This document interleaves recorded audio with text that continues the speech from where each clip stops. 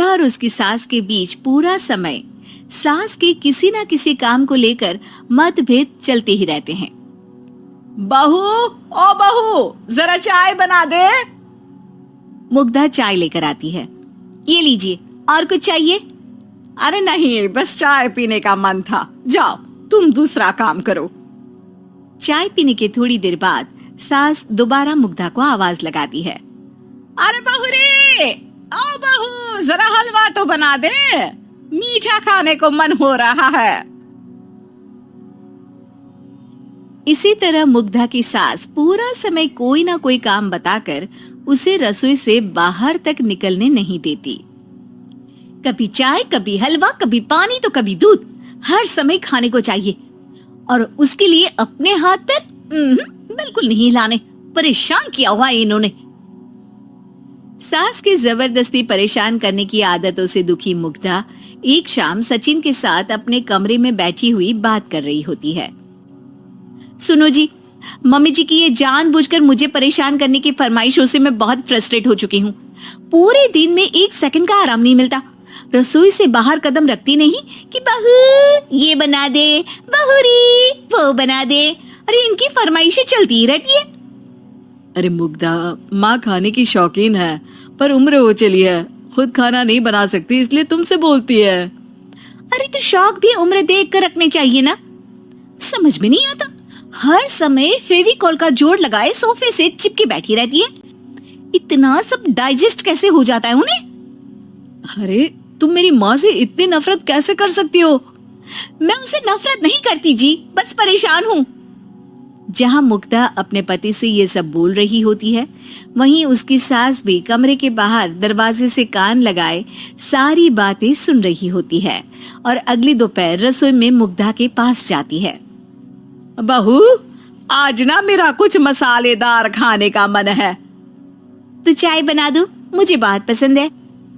अरे ना, ऐसा कर लिट्टी चोखा बना ले। और हाँ, जितना मसाला बातों में मिलाकर पति को सुनाती हो ना, सब्जी में भी वैसे ही डाला करो, खाना स्वादिष्ट बनेगा। सास की बात सुनकर मुग्धा हैरान रह जाती है। मतलब अब पूरा समय मुझ पर हुक्म चलाने के साथ बंद कमरे में हुई पति पत्नी की बीच की बातें भी सुनती है? अरे बात जब मेरी थी तो सुनने में क्या दिक्कत है? ये कहकर सास वहां से चली जाती है। अरे अब तो हद पार हो गई, इस तरह से तो ये मेरा जीना मुश्किल कर देंगी। मुग्धा सास की हरकतों से परेशान उसका हल सोचने लगती है और इसी तरह कुछ दिन बीत जाते हैं, जिसमें सास का जन्मदिन आता है। मुग्धा बहुत खुशी के साथ अपनी सास को एंड्रॉइड मोबाइल गिफ्ट करती है। मम्मी, आपको सबसे बात करने के लिए बहुत दिक्कत होती है ना, कभी सचिन तो कभी मुझे बोलना पड़ता है, पर इस मोबाइल से आपको कोई दिक्कत नहीं होगी। एक जगह बैठे बैठे बहुत कुछ कर सकती हैं अब आप। मोबाइल देख सासू माँ खुश हो जाती है, पर उसे इस्तेमाल करना तो आता नहीं, इसलिए साइड में रख देती है।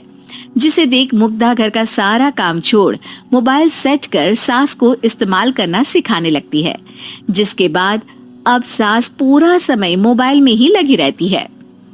हाय, जब से मम्मी को मोबाइल मिला है मेरी लाइफ में कितनी शांति आई है। अच्छा है, इसी तरह बिजी रहे तो मैं भी सुकून की जिंदगी जी पाऊंगी। अब मुग्धा जब मन करे काम करना, जैसा चाहे वैसा खाना बनाकर खाना, पूरा समय रिलैक्स और खुश रहने लगती है। क्या बात है, आजकल तुम बहुत चहक रही हो। अरे मम्मी जी से छुटकारा जो मिला है, अब ना फरमाइशें ना छुप छुप कर बातें सुनना। अच्छा, तो मोबाइल गिफ्ट करने की ये स्कीम थी। इसी तरह दिन बीतते हैं और अब मोबाइल पर लगी सास फरमाइशों की जगह सवालों के लिए बहू को आवाजें लगाना शुरू कर देती है। अरे बहू सुन तो, देख जरा किसी का फोन क्यों नहीं मिल रहा? रिचार्ज खत्म हो गया है, पर अभी 4 दिन पहले ही तो मैंने किया था, इतनी जल्दी कैसे खत्म हो गया? अरे मैंने कल तेरी कनाडा वाली मौसी सास से 3 घंटे बात की थी ना। क्या? इतना महंगा तो मोबाइल भी नहीं आया जितना महंगा इसका रिचार्ज पड़ रहा है। इसके बाद तो जैसे मुग्धा के दिन के 24 घंटे में से 20 घंटे सास के पास उनके मोबाइल रिलेटेड प्रॉब्लम सॉल्व करने की ड्यूटी ही बन जाती है। अरे मुग्धा, ये मोबाइल में अचानक तेरी मौसी सास की शक्ल क्यों दिखने लगी? और ये तो हिल भी रही है। मम्मी, ये गूगल डुओ का वीडियो कॉल है। इसमें आप बात करने के साथ एक दूसरे की शक्ल भी देख सकती हो। अच्छा, ये तूने मुझे पहले क्यों नहीं बताया?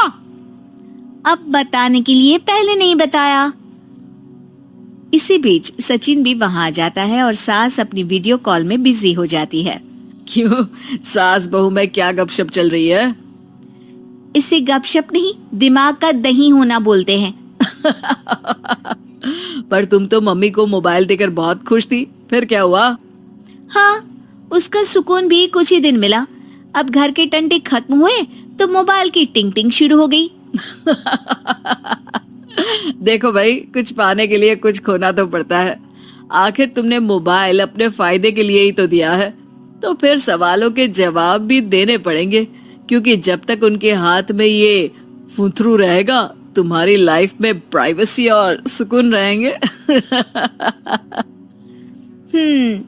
कहने का मतलब है अगर इससे प्यार बढ़े तो दाग अच्छे हैं। अरे मुझे पहले दिन से ही पता है मोबाइल किस मकसद से दिया गया है। भूलो मत, इससे पहले मैं बातें ही सुनती थी। सास की ये बात सुनकर मुग्धा शॉक में और सचिन हंसता रह जाता है।